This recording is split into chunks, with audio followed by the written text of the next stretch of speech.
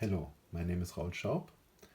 I'm the designer of the solo open world card game Grimm World, and in this video I will show you how combat works.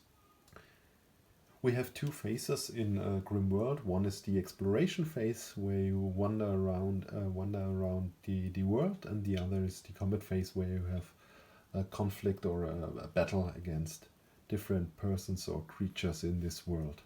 The exploration phase is really straightforward, and the most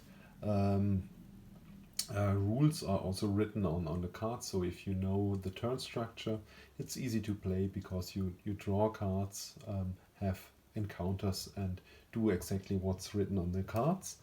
And the other part are combat, which is a little bit more complex. You have no help from more or less any cards. There are still 3 summary cards in this game, and there's more or less all rules written down, but most of these texts are used for the combat. So I will explain it here in this video more in detail, so that you have a little bit helping or help for if you want to play this game. So let's have a look on the conflict cards.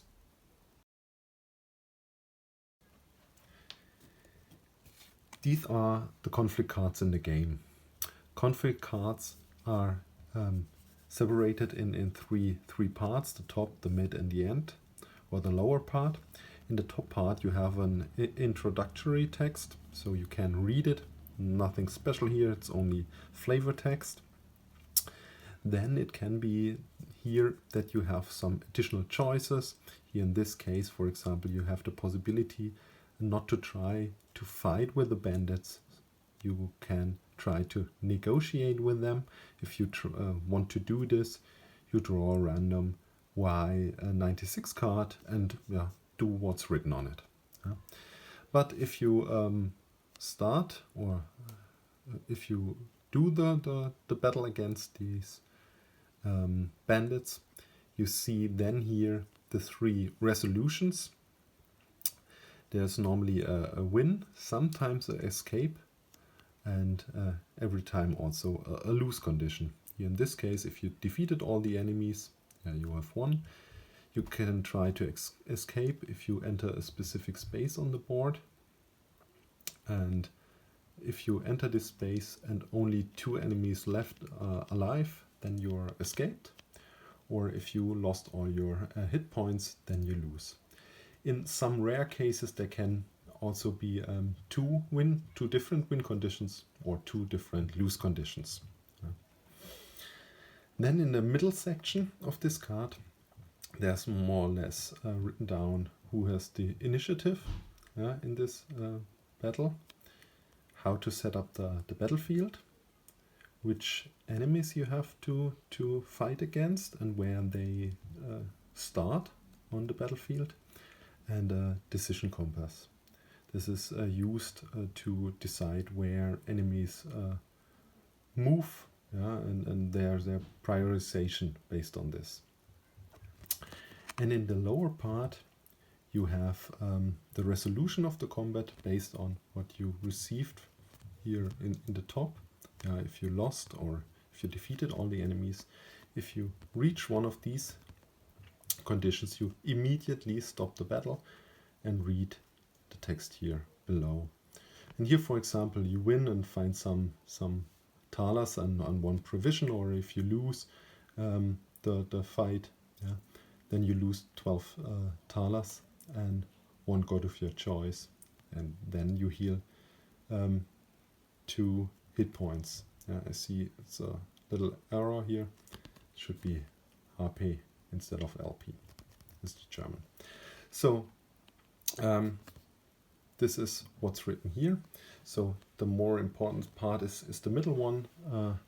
So how to set up the battlefield and to place the figures. We will look into this in a second.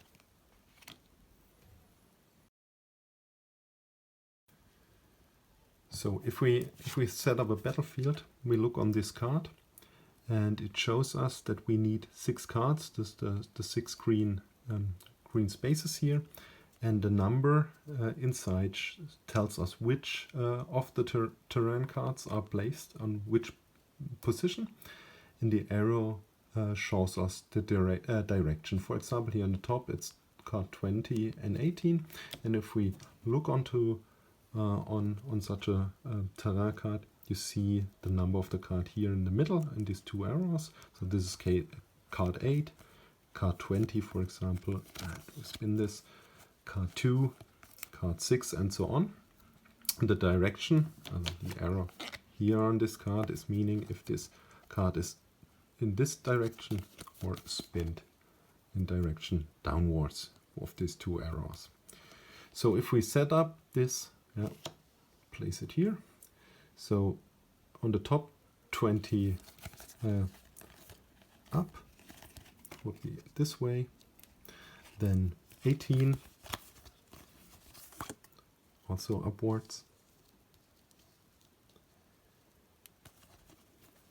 6 and 4, 6 and 8, 6 upwards, 8 downwards, 4 upwards, and 2 downwards. So this is how you set up the battlefield, and then comes up to the figure placement based on the chapter which you play. So this is for chapter 1 to 4, chapter 5 to 8, or 9 to 6 and 9 to 12 in this game. You set up the corresponding enemies and heroes. You take the corresponding figures. You look, for example, your character is on card 4 space 6.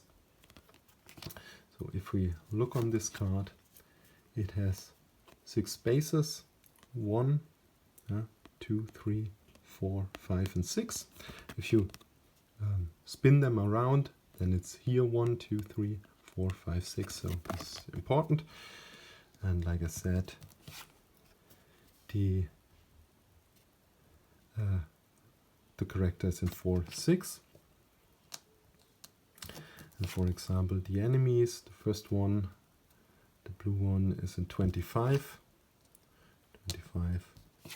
and the yellow one in 26. So they will start here.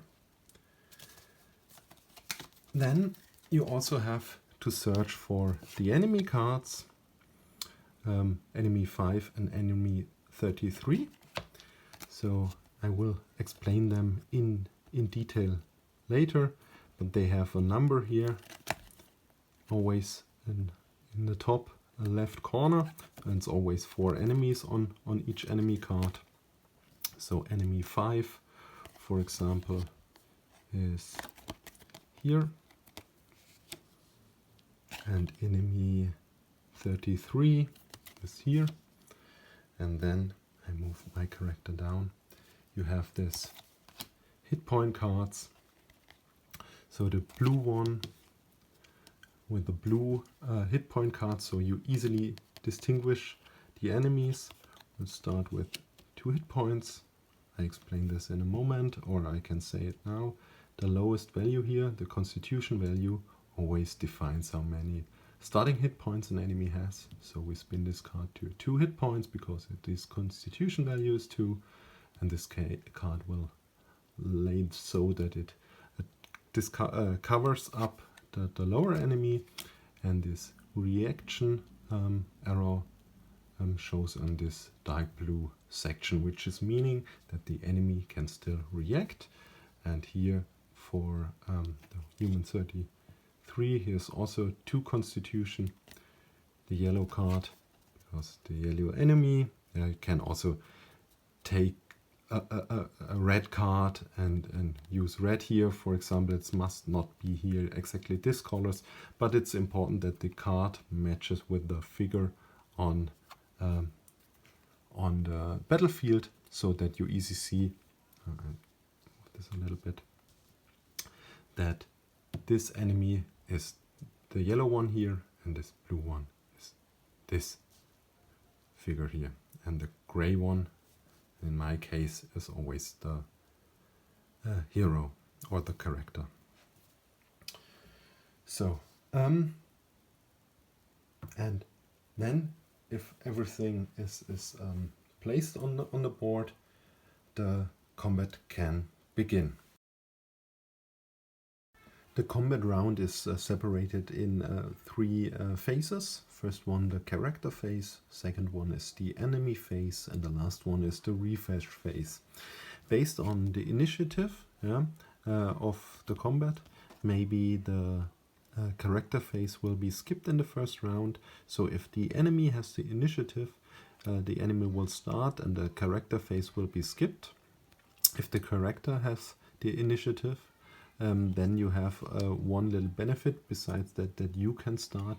You have a free re-equipped action, meaning that if your weapons and your items you equipped, you have the possibility to exchange your items with stuff in your inventory card, but it's only possible to change stuff for the hands and accessories.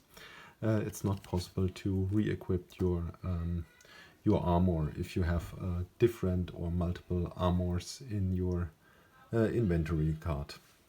So, and after this is decided and you know who start, then normally if the character has initiative, we start with the character phase. And now I will explain the character phase in detail. In the character phase, you can play as many action cards from your hand as your agility value allows. Here in this example, you are up to play 4 cards. Like I said, there are 5 different actions. So, movement. If you play such a card, you receive that amount on movement points, and normally it costs 1 movement point to move one adjacent fields. So only orthogonal fields are adjacent and not diagonally. Therefore, in this case, I can move two spaces, for example. Different terrain will be explained later what they do. I can do an attack. If I do an attack, I must be in range. Here in our example, the white number is the range. In the white field, white numbers will never be added, so Martha can attack with bare fists in a range of 1 or attack with a sword in range of 1. Then we have the attack value. She has an attack value of 1, and damage also not added. 3 if she attacks with a sword and 1 with bare fists. And she can attack 2 times with the sword per character phase. The sword has a weight of 2. With bare fists, she has no limit how often she can attack. So if you want to attack, you have to play an attack card. You can also combine multiple ones. So if you, for example, have 2 +1 cards, you can play both and have a +2 in one attack. And this makes sometimes sense because the crossbow that has a possibility only to attack once in the character phase, and so you will have try to have the best shot to hit the enemy. And then you add this up, so 0 with the attack value of 1, and then you draw the top card here and add this number to the dodge value of the enemy. Here in the example, it's only 4 with 6, 0 from the attack card, and +1 from the character. I have a 7 against the 4, so I will hit the enemy. And if I hit the enemy, he loses as many hit points. For example, if he has this as my damage value, he has 3. In this case, he has 2 hit points because he has a constitution of 1, but a block value of 1, which meaning it negates one damage. So only 2 damage go through, but he has only 2 hit points, and then you spin the card down to 1. to 0 hit points. Slide the card over the enemy card and you can remove the enemy from the space here. This is regarding attack. Then you have the possibility to heal. If you take damage, you have to place action cards from your hand underneath the damage card. And if you play a heal card, you heal as many damage cards. The damage card will be taken from, you can take which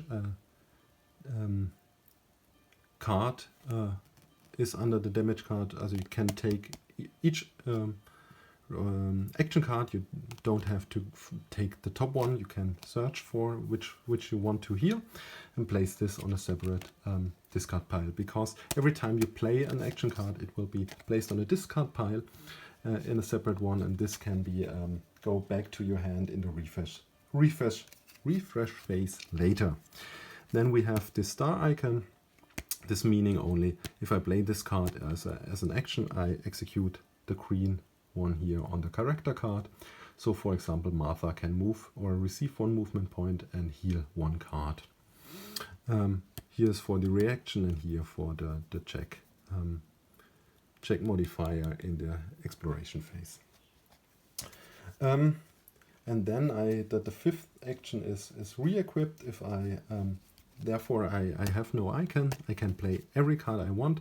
I place them on the discard pile and then I can exchange the equipment here, which my character has, and I can only exchange cards, accessories, and cards for the hand. I have not the possibility to exchange cards, armor cards, because there's no time in combat to exchange your whole armor. So it's possible, for example, to shoot one arrow with the crossbow, then exchange the weapon to the sword, move and attack again, for example. So this is the different possible actions. And then we go to the reactions, because the enemies can react based on what you do. And therefore there are 2 kind of triggers, the attack trigger and the field of view trigger. Attack trigger is easy. If I'm attacking an enemy, he tries to react on it. The field of view trigger is meaning if an enemy is here, maybe here behind the stone, and he has a field of view trigger of 4. It's meaning he must see me and I must be within of 4 spaces. So I'm within 4 spaces, but this red stone block line of sight. But if I move here, for example, he will see me. In this space he will still cross, if you got from mid of the space to the mid of this space, this red block. So if I move here, so I'm 3 spaces away and I'm in field of view, so he sees me and then he tries to react. And regardless which trigger is executed, based on the enemy, if one is triggered and the hit point card is still showing or pointing to this no reaction used part, I will first move that the reaction is used and then a deck split will be executed, meaning I draw not the top card and check if it matches this number. No, I do a deck split, meaning I split this deck somewhere in the middle and look this number up. Here in this example I draw a 3 and here's the 3 marked in this cycle, 3 to 4. So for example this enemy will react, and then I put the deck together again, so it will not consuming any time, because drawing a card from top, it will always consumes time in this game, but a deck split not. So then if regardless if this trigger is executed or not, the enemy has used the reaction, so he will not react a second time. So for example, for an attack trigger, if I attack this enemy, he tries to react, and if I do a second attack, he will do nothing. Yeah? Then if an if a reaction is triggered, there are 4 kinds of reactions. First one is here. This is dodge, so the dodge value will be increased for this attack. So for example, this assistant has a dodge value of 5. Then we have the possibility that the block value will increase. So for example, this giant will have then block 3 damages. Yeah, this is really heavy, yeah, this enemy, for example. Then we have the possibility to retreat, meaning if this is shown, the enemy tries to move. For example, if I attack here and he triggers the retreat, he moves 3 spaces away. He can move to the left or to the right, or, yeah. But if there are multiple possibilities, we look on the decision compass and he shows the priority of 1 moving right, the priority of 4 moving left. So 1 is higher priority, so he would move in this direction here, or even here. 1, 2, 3. So 1 is the highest priority. And important is the range between the character and the enemy must be increasing during this retreat. And the last possible is the first strike. First strike is an interruption. So for example, even if I attack or move into the space, so if my character does anything in this, even healing, yeah, in this range of 4 in the field of view, he tries this reaction. And this reaction is attacking. So it interferes immediately my doing, so healing or moving or something else. So for example, if I have 5 movement points, 1, 2, and want to move further, he interrupts me at this point and tries to attack. And this modifier will be modifying 2 stats of him, the attack value and the dodge value. Because he tries to attack me, it modifies his defense, because he's going out of the cover tries to hit me directly, and also because he is so fast and tries to immediately it modifies his attack. So in this case, yeah, he has 0 value here and only 2 to dodge. Yeah. This is also benefit to use this, yeah, to try that the enemy attacks you, that he receives this -2 on this value, and then you strike back to him. Yeah. For example, in this case, let me see. I need 1, 2, 3, 4, 5 movement points to reach him. Yellow lines cost a little bit more. So if I have these cards 1, 2, 3, 4, and for example this card, if I play these 4 action cards combined, yeah, I receive 4, 5 movement points. I have an attack value of -1 and 1 healing, so I can heal myself at the first. Then using 1, 2 enemy attacks, and if I'm lucky,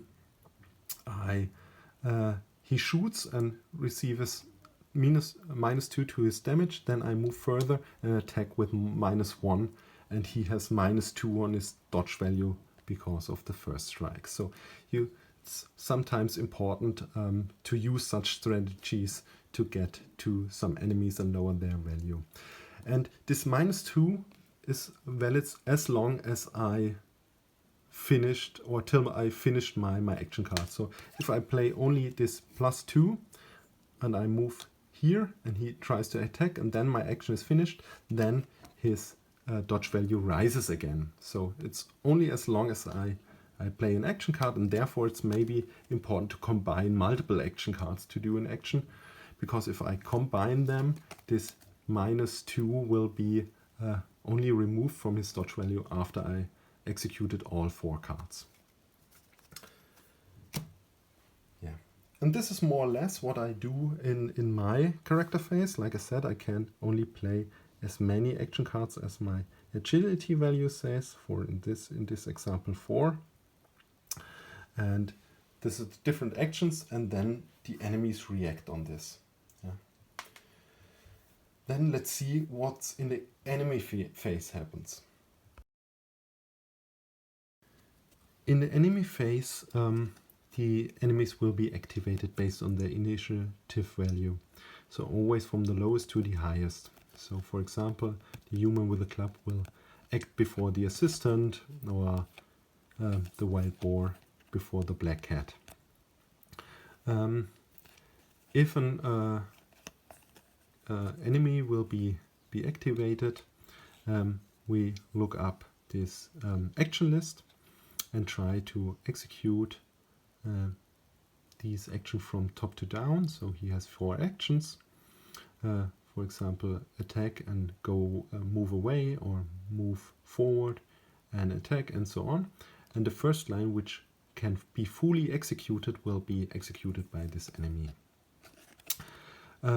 So there are 4 kinds of actions. So one is attack. If I attack, the same as the hero, this modifier will be added to the attack value. The character has the possibility to play a reaction. I come to this in a moment. Then we draw the top card from the encounter deck, add this to the value, and must reach or overcome the dodge value of the character to hit him. And then he will do this amount of damage. This is the range, attack value, damage. And then there's move away, so he receives 1 movement point, must be moving away from the character. Always possible, the range must be increased and based on this decision compass. So for example, moving away,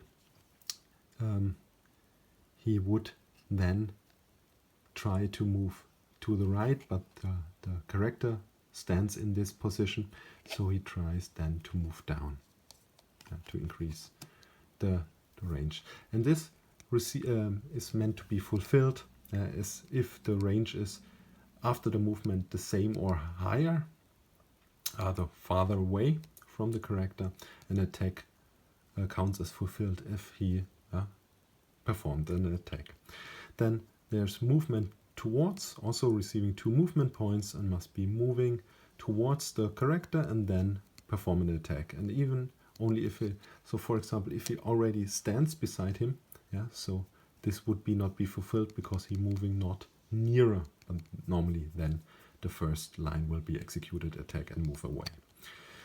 Then there's also this combination, this shield. It's telling me that this enemy tries to move into cover.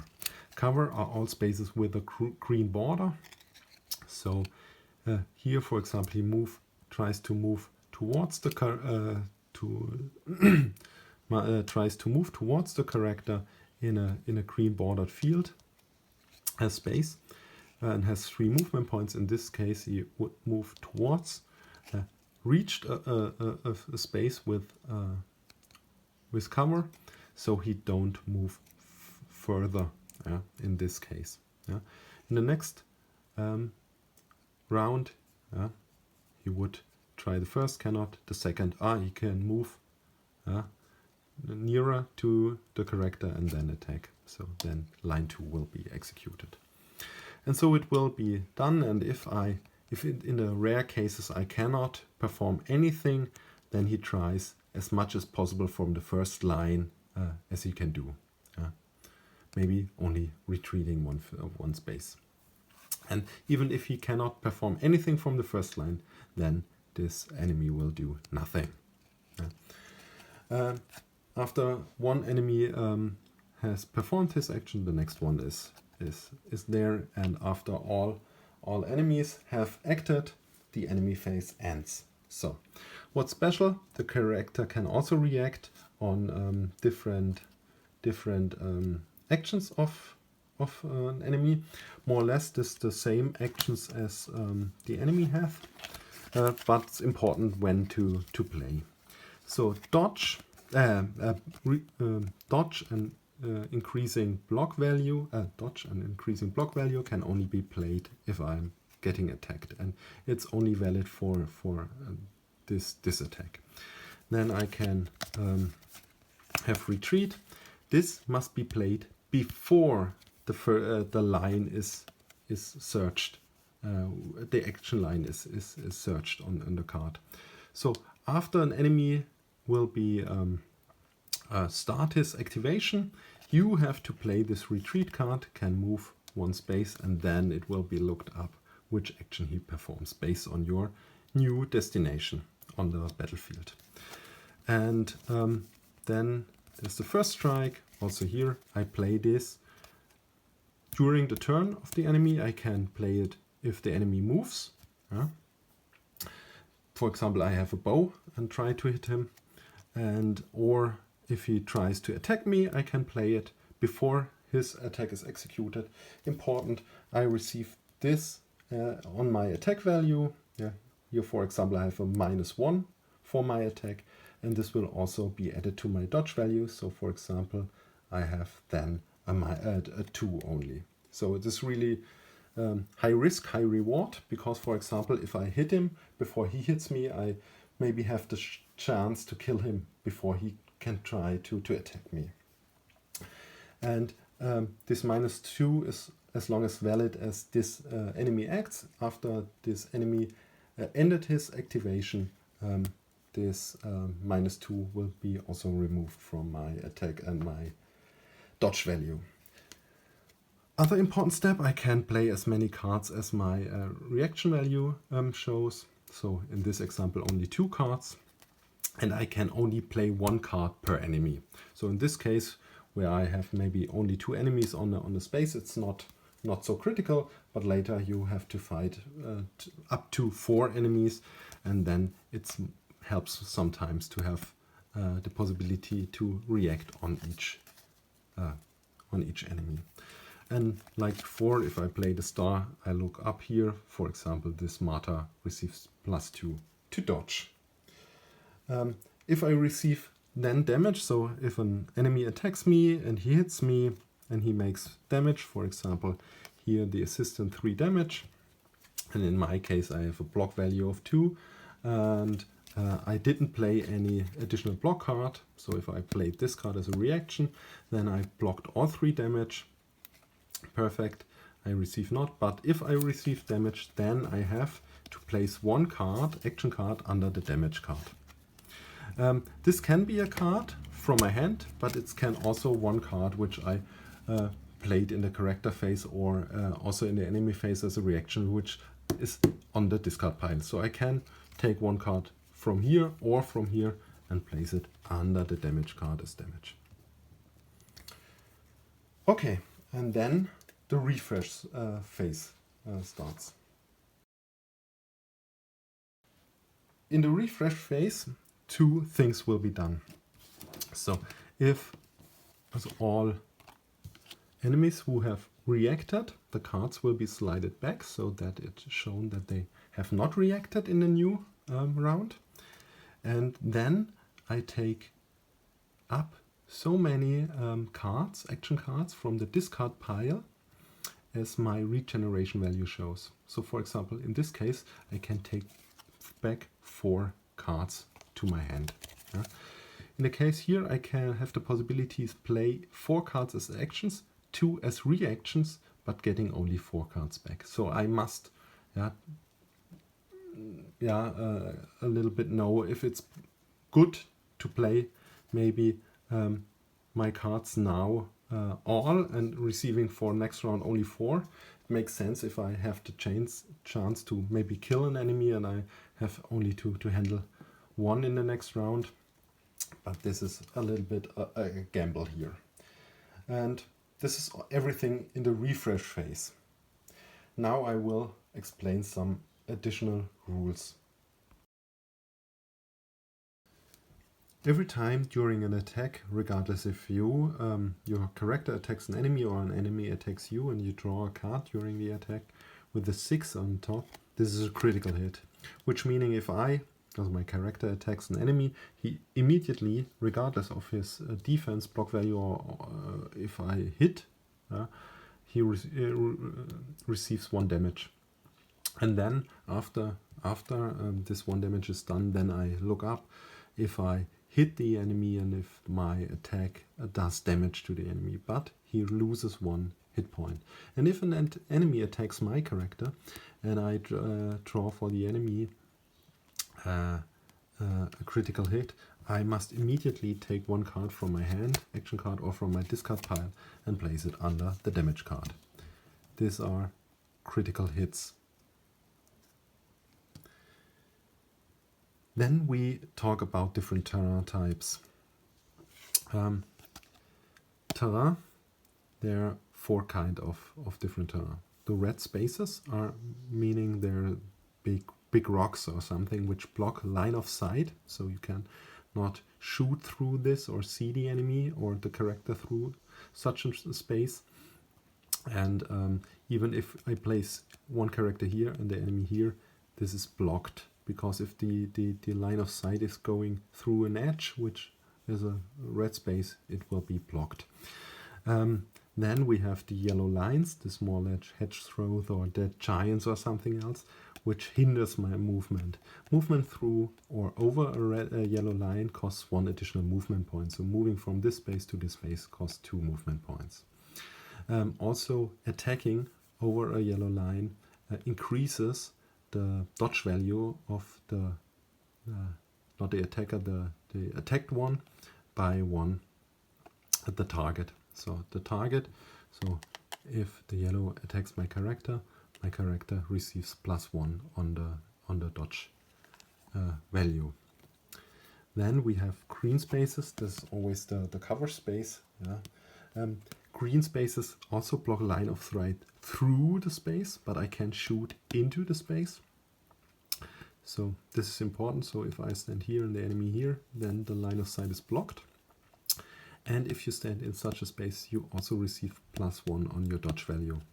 And for example, if here is the attacker here and here the defender, then it crosses a yellow line in a green line, so the defender receiving +2 on the dodge value. If the line crosses multiple of the same color lines, this modifier is only added once. So even if the attack line is going through multiple yellow lines, it's only +1 on the dodge value. And the last one, let me look. Always is water. It's blue spaces.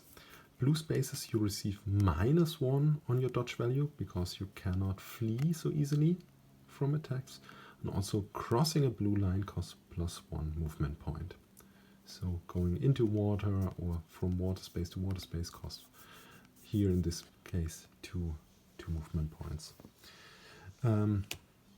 These are the different kind of terrain. For line of sight, we count only the spaces. This is the range. Also not diagonally, only orthogonally. And as long as this line of sight is not interfered, if you draw a line from the middle of your space to the target space, and it don't interfere with a green space or a red, you have a line of sight. And this, for example, is 1, 2, 3, the range of 3. Important is enemies block line of sight also. So I cannot attack the yellow one. So the blue one interferes my line of sight, but under each other, the enemies can have no blocking line of sight. So the yellow can attack me, but I cannot attack the yellow enemy. And also the yellow can move through spaces of the blue one. He cannot end his movement in there. The same is for me. Not the same as for me. I have not the possibility to move through spaces of an enemy, so I have to go around if I want to attack the yellow one in this case. And the last rules are the special abilities. There are 4 kinds of special abilities, which are normally 5 different kinds of abilities, which are noted here. This is meaning agile. If an enemy has this special ability, the yellow lines will be ignored through movement. So he has to pay only 1 movement point to cross the yellow lines. This is the special ability. Then we have the ability of Massive. This is really huge enemies. Also, they ignore the yellow lines. They ignore also the blue lines for movement. And they will not receive any benefit, also no benefits from increasing the dodge value. So even if I attack through yellow lines, he don't receive the +1 also for green spaces, because they are too big. The same also for blue spaces, they will not receive a minus here, because they are not hindered by water. Then, sorry, I have only German cards from it. Then there are flying enemies. Flying enemies can move through red spaces, but cannot end their movement there. So for example here, there are ravens. And they are also not hindered by yellow or blue lines. And then we have, let's see, fighters. Fighters meaning they do also a critical hit by drawing a card with a value of 5, not only 6. So they do much more often critical hits. And the last special rule is swarm enemies. Like here, the swarm of rats. He does as many damage as he has hit points. For example, they start with 2 hit points, so they do 2 damage. If you hit him and he has only 1 hit point, he does only 1 damage. So if you have to fight against many swarm enemies, try to hit each enemy once, so that they lose a little bit of hit points and that they are no longer such a threat to you. And this was every, more or less, hopefully I don't forget any rules, but this is the whole overview about the whole combat rules in Grimm World. And I hope you now understand it a little bit better and can, you are now a little bit more familiar with the combat system, because I personally would always recommend to play the combat and don't use the adventure mode. Because even if you think you cannot win the fight, it's always based on a little bit tactic and luck to win even fights where you think it's not possible to win. But I often see some special fights which took a little bit longer, running away from an enemy, but finally managed to do the final blow with some critical hits, even if you would try to attack a giant with only a club or something else. So if you have any questions, please post it under this video, or contact me at Board Game Geek, or came into one of the Facebook groups. There's one Facebook group for the German community and one for the English community. Have fun with that game, and I say goodbye and have a nice day.